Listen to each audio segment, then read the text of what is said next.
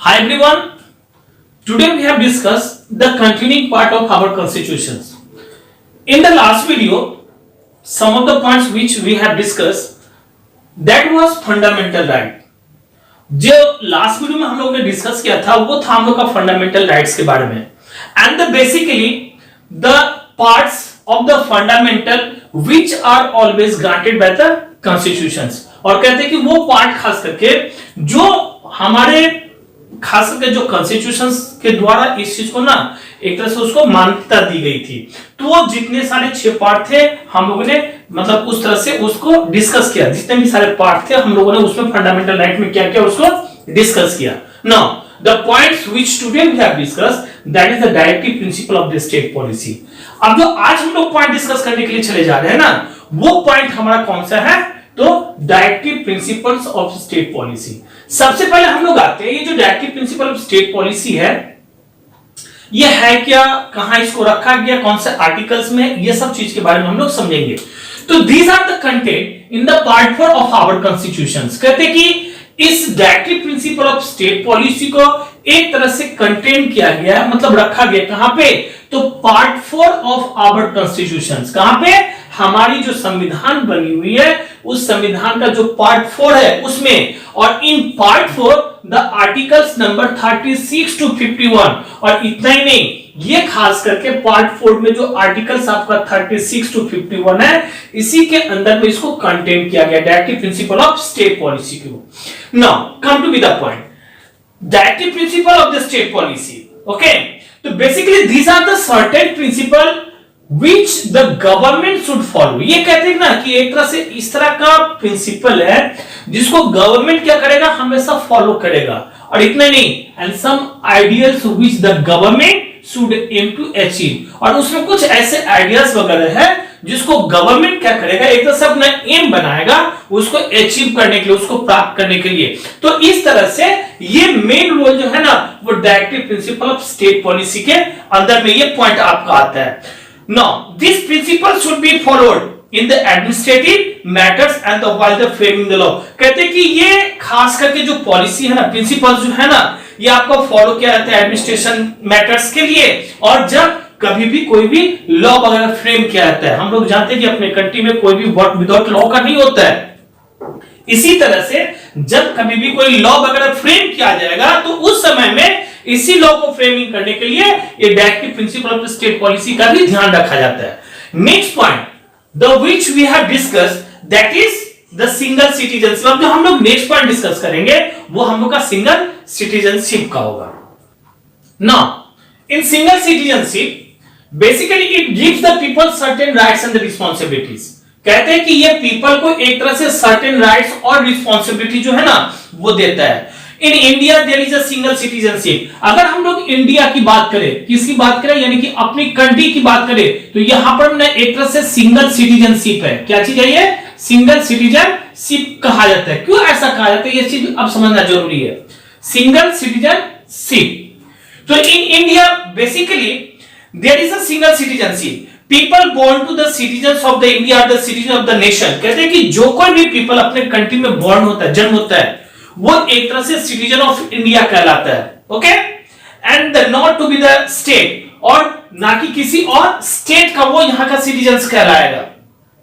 If a person belonging to be the another country wishes to acquire the Indian citizenship she or he can do so by the fulfilling the certain the condition. अब तो ये तो समझ गए कि अपनी country में खास करके इंडिया में ना 2 तरह की गवर्नमेंट चलती है एक सेंट्रल गवर्नमेंट और एक state government.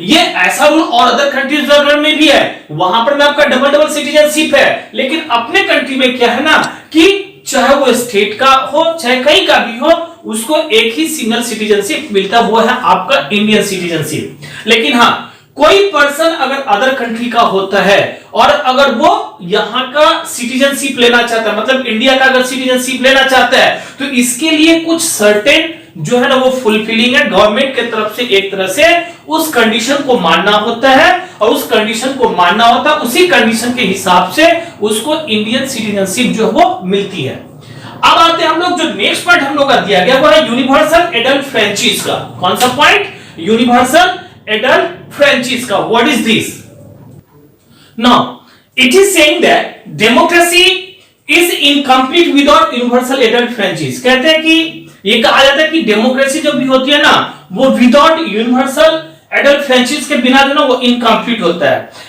This means that all the adult citizens are the entitle to elect their representative to the government. इसका मतलब क्या होता है कि जितने यूनिवर्सल एडल्ट फ्रेंचाइज वगैरह होते हैं ना, इनको एक तरह से मतलब जितने सिटीजंस होते हैं इनको एक तरह से ये पावर रहता है कि वो अपने रिप्रेजेंटेटिव ऑफ द गवर्नमेंट को क्या कर सकते हैं, चूज कर सकते हैं।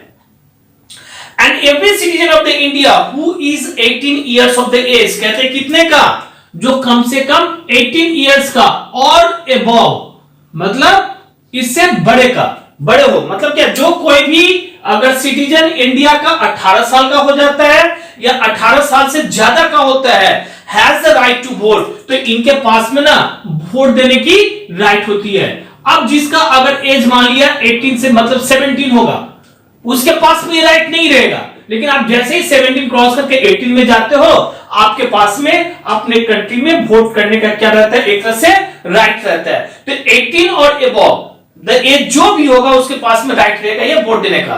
तो irrespective of the caste, religion, states और स्टेटस और द जेंडर, इनके ऊपर भी लोग क्या कर सकते हैं, एक तरह से अपना वोट वगैरह दे सकते हैं। Now the amendments to the constitutions have been the made to keep the pace and the changing the times. कहते हैं कि समय समय जैसे जैसे आता है ना, तो ये जो अमेंडमेंट वगैरह बनाया गया अपने कंट्रीज में, वो आपका चेंज भी होते रहता है पेस ऑफ टाइम के हिसाब से ना, ये सब सारे के सारे चीज चेंजिंग भी होती है।